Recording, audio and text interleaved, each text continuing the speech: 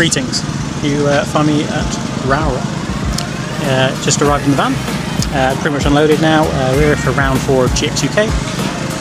We're doing GX Senior class, and it's Thursday now, so just get everything ready to get unpacked really, get ready for the weekend. But there is one slight hiccup, and that is my kart is complete bare frame.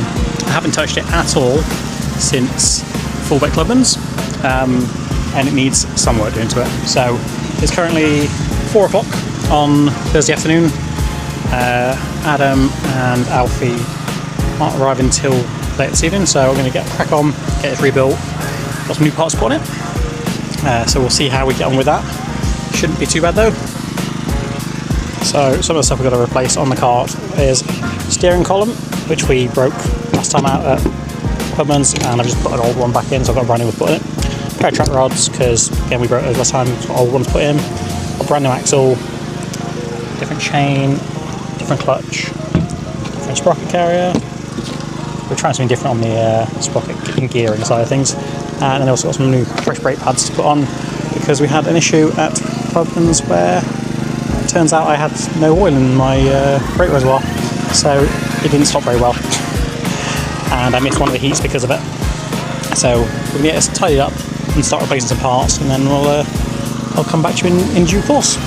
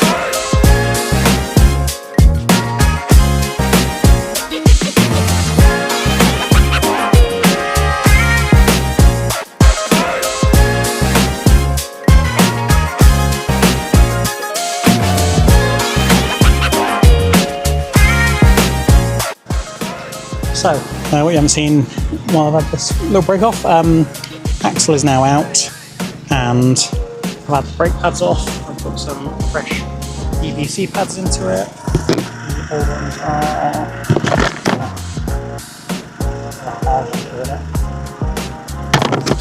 I think they were the hard ones in it. I've gone for EVC softs. I doubt they're going to make any blind bit of difference at all, to be honest. So yeah, that should be okay. Then just got given the new axle quick polish up. Brake disc had a good clean up of it, but there is only one thing to note with the brake disc. Is it the side of this side? There are a couple of, can the camera pick that up, hairline cracks around a couple of the holes.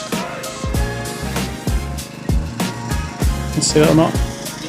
So I want to start in there as well. So that's something to keep an eye on. It shouldn't be an issue for this weekend. Just something to make note of, really. Yeah, we'll carry on, get the rear axle back together, and yeah, we'll be rocking and rolling.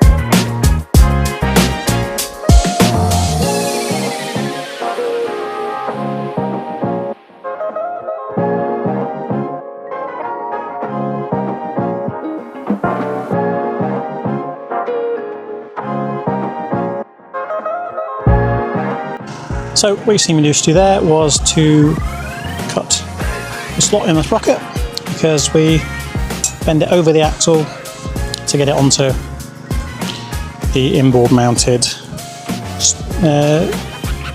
sprocket carrier. So let's just stick you there while I hope that's a decent angle to see what's going on. Yeah, so we'll stick that there, and then we'll just bend this just like that, and make sure just take the bend, any bend out of it. It normally springs back quite nicely, but you generally always put the cut on where the hole is, or where one of the holes are. There we go. That is our funky sprocket protector. But we don't need a sprocket protector because we're running a sprocket that's higher than the chassis.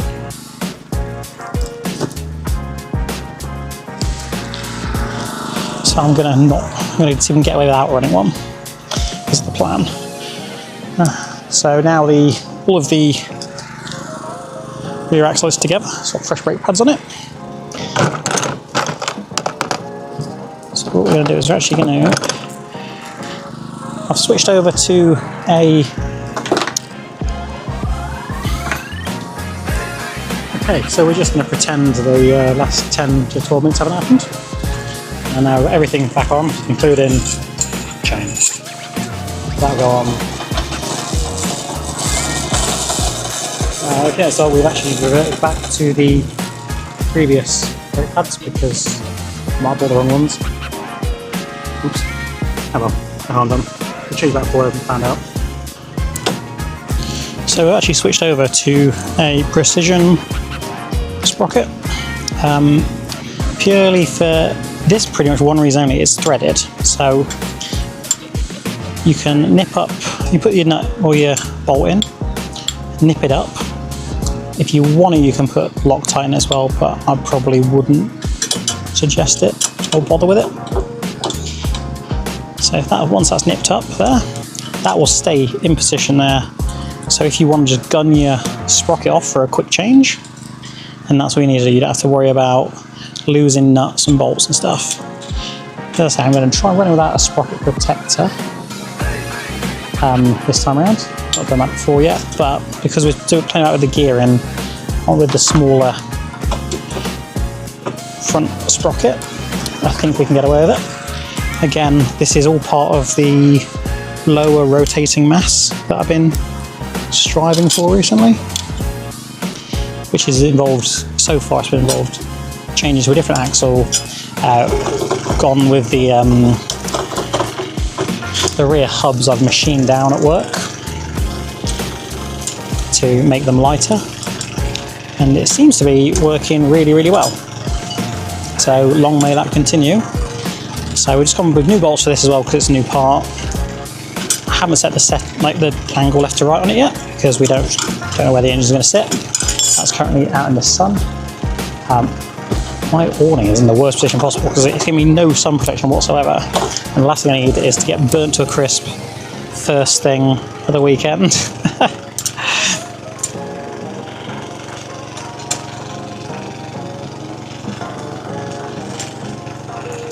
So I just finished threading these six in.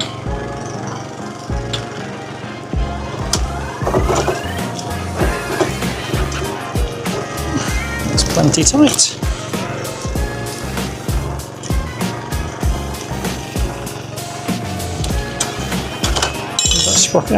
So normally on the Honda GX 200s, you'll generally run a 22 front sprocket, and then your rear is somewhere between 73 for clay, I think it is, and about 80 to 81.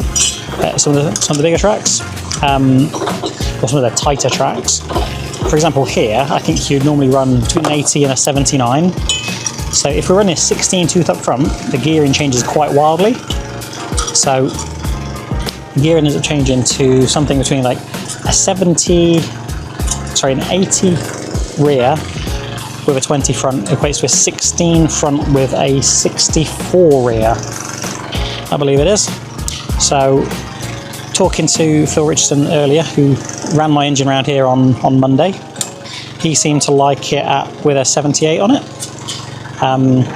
but he said he could have gone with a 79, so I'm going to start with the equivalent of a 79, which is 63 for me, and we'll see where we get to. So now we're just, because now obviously everything's encaptured, we can literally just tighten these bubbles up. And I don't know if you've noticed, but I've just spotted another boo-boo I just made. I don't have a chain on it, do I? Well, that was very silly of me, wasn't it? So unless I find someone with a chain splitting tool, we're going to have to take this all the way off and start again, pretty much. That was a poor effort there on my part. I thought I'd done such a good job as well. What's the easiest? I wonder if someone's got a chain splitter. That'd probably be the easiest way around it, wouldn't it?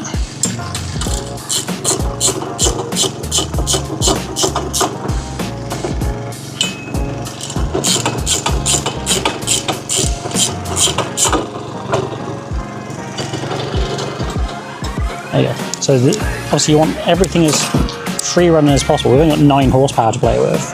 So you're aiming for everything to rotate super freely and least drag as possible. When I spin this up, you'll be able to hear a knocking, but that's the floating brake disc, because again, trying to keep it as free spinning as possible. That's like with no real effort there. So that's brilliant. As you see, that's the 63 fitted, and if you go much lower than a 63, I think you get down to a 60 without it fouling, but go much lower than 63, you need to adjust stuff and have a different sprocket carrier. So we'll have to make one of those, but it should be fine. So next up on the old job list is to change the clutch over.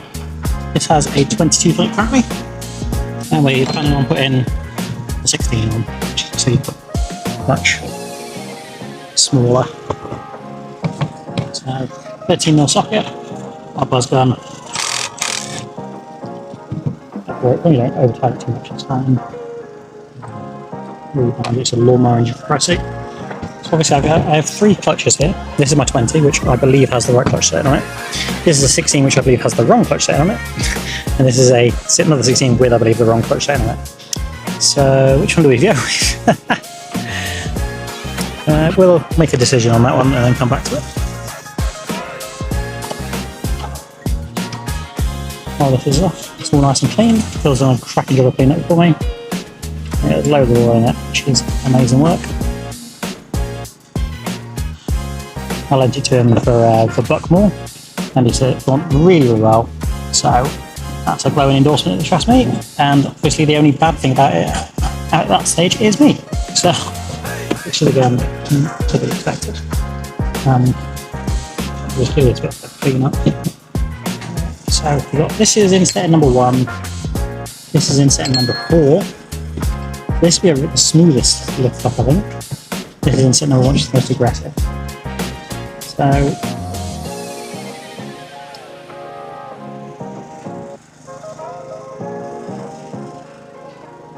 go with this used one to start with, I think, because no, actually I'm going to go with the new one. I'm going to go with the new one, just because the clutches work.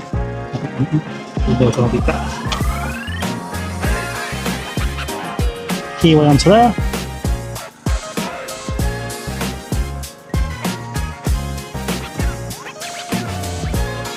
If I had a right on the bench, I'd be probably more tempted to change the clutch setting, but I don't. So yeah. It's on set number 2 on the Milwaukee gun.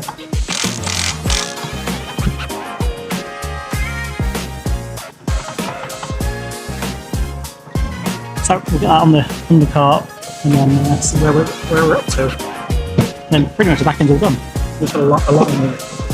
Okay, so away from camera, we have got the rear axle on, we've got the engine mounted, we have got the chain guard mounted. That's a bit of a modification on the chain guard, because I wasn't happy how it's sitting. No, we've had the chain or the axle on and off about 3 times now to make sure it's right, because we might as well do it properly. We have the throttle cable to attach up, fuel line to attach up, and the back end of the kart is completely done. Then all we have to do is change the front track rods, which we've got some new ones for, and then basically give the bearings oil and get a neutral setting on the kart, and then we're good to go. I've already got a run plan of what I intend to change over during the day tomorrow during testing. So yeah, we're pretty much not a million miles away from being done. I just need to go weigh the kart in the morning, know where we are fuel wise. I weighed myself this morning. Disappointingly, we've gained a kilo since last time, so maybe this one will be coming off, get us back to normal weight. But yeah, should be good. I've been at this now it's now 6:30, so I've been going for 2.5 hours so far, and we've made some good progress. So not too much longer left, I think. Okay, so about 3 hours after we started, and we're basically ready now.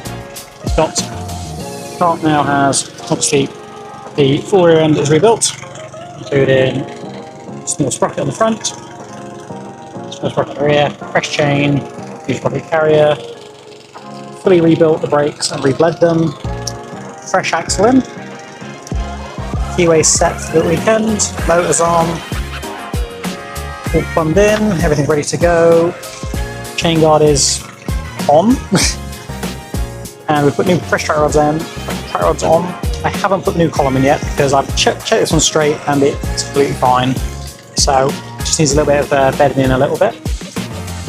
Yeah, we've glued up all the front bearings, so it's just a quick body work on, and then we're ready to go. So we might have a bit of a wander around the pits in a second to see who we can find. So we'll check in later.